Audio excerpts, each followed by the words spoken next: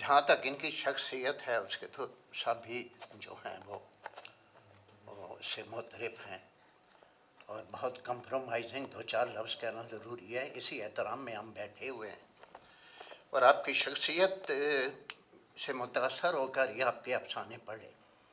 اگر آپ کی شخصیت ایسی نہ ہوتی تو ہو سکتا ہے اس طرف توجہ نہ جاتی۔ ابھی آپ نے جو گفتگو کی اس میں مجھے یہ پتہ چلا کہ شروع میں آغاز میں آپ نے شاعری سے اس میں ادب میں قدم رکھا تھا، کیا یہ ٹھیک ہے؟ اب چونکہ میں سمجھتا ہوں کہ کسی بھی زبان میں آرٹ کا جو اولین درجہ ہے سب سے اونچا، اس پہ شاعری جو ہے وہی نظر آتی ہے۔ تو کیا اس شاعری نے آپ کے لیے ایک علیحدہ اسلوب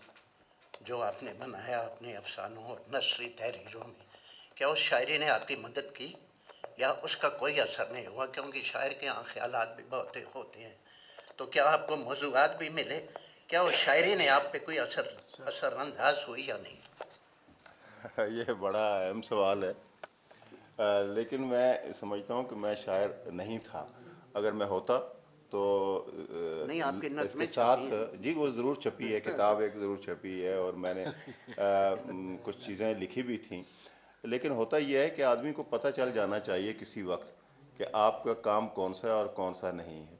ایسا نہیں ہے کہ میں شاعری، میں اب بھی میرا خیال ہے سب سے زیادہ شاعری میں پڑھتا ہوں گا، اس شہر میں جو لوگ پڑھنے والے شاعروں سے بھی زیادہ میں پڑھتا ہوں گا، اس لیے کہ میرے پاس کتابیں آتی بھی ہیں اور میں پڑھتا بھی ہوں، اور مجھے اچھا بھی لگتا ہے شاعری پڑھنا، اور نتیجہ یہ ہے کہ مجھے اندازہ ہوتا ہے کہ بات کہنے کے کتنے لحن ہو سکتے ہیں، کتنے اسلوب ہو سکتے ہیں، کس طرح کوئی بات مختلف کر کے کہی جا سکتی ہے،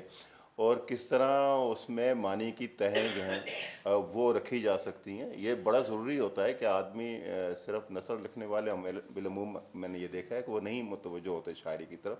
انہیں ہونا چاہیے، اور شاعروں کو بھی نثر لکھنے والوں کی طرف متوجہ ہونا چاہیے، تاکہ انہیں اندازہ ہو کہ صرف وہ ہی کافی نہیں ہے جو آپ مضامین لے کے آتے ہیں، بات کچھ اور بھی ہوتی ہے جس کا ایک قرینہ ہوتا ہے۔ تو میرے ساتھ بھی یہی رہا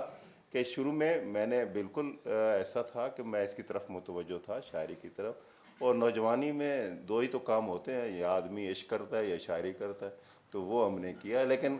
بہرحال یہ تو طے ہے کہ نثر جو ہے، سماج جوں جوں تہذیب جو ہے وہ بہتری کی طرف آئی اور تہذیب مستحکم ہوتی گئیں، تو پھر نثر آئی۔ شاعری تو آغاز میں ساری دنیا کرتی ہے، اب ظاہر ہے شاعری وہی بچے گی